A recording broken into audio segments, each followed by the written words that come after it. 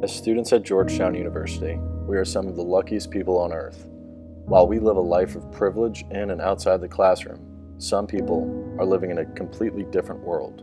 So, what's going on outside the front gates?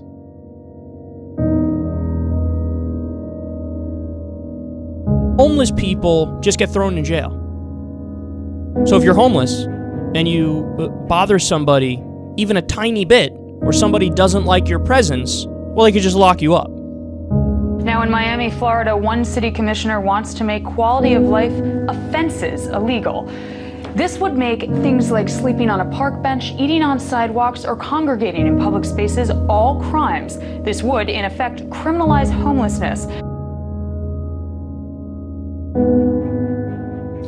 When none of us were looking, state and local governments started waging an undeclared war on the homeless.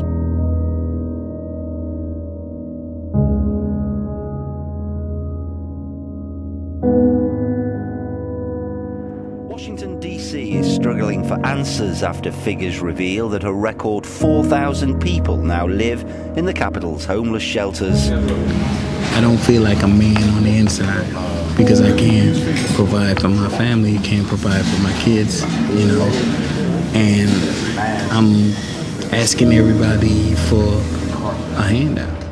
The criminalization of homelessness has worsened over the years. Can you imagine a life of surviving homelessness that is made nearly impossible, where your every option, your only options of survival, are banned? You have no place to go, but you cannot sleep on the streets. You have no food or money, but you cannot beg in public. You are tired of feeling hopeless, but you cannot sit, lay, or loiter in public places. If you are fortunate enough to have a car, you're not even allowed to sleep in it to escape the cold. You would never choose to live this life, but you are treated like a criminal for it. DC is an example of what's happening in cities across the country. There's a severe lack of affordable housing. I think anywhere in this city you see a lot of construction and building, but this is not affordable housing for the really low-income families and individuals that need access to those kinds of resources. Over a third of U.S. cities now impose citywide bans on public homeless camps. There's been a 60% increase in such ordinances since 2011.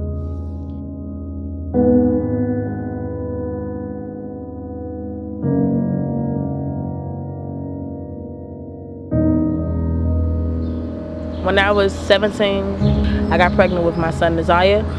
I was living with my aunt, and when I told her I was pregnant, she told me that I couldn't have a child and stay in her household. Some days I had to stay out the streets all night. He put me out like 3 o'clock in the morning, no cell phone, nowhere to go, nothing to do. So I kind of like slept in the hallway. Most of the time it isn't the youth's fault, the position they're put in. Like, the toughest thing about being homeless is when your friends say, "Joy, can I come over?" I'm like, no. The hardest part is not knowing where you're gonna go, like the next day, not knowing like what's your next step, like where you're gonna be, you know. I don't really like majority. Basically, I only eat 1 meal per day. I only can eat breakfast sometimes, or maybe even lunch, but I always skip dinner. I knew a few people that, like, they end up on the streets and they end up or turn to violence because they didn't know what to do. They were just trying to make a quick buck to have a shelter over their head. If you out on the streets, you're gonna get in trouble. Like, you have nowhere to go, you're gonna go and do something stupid.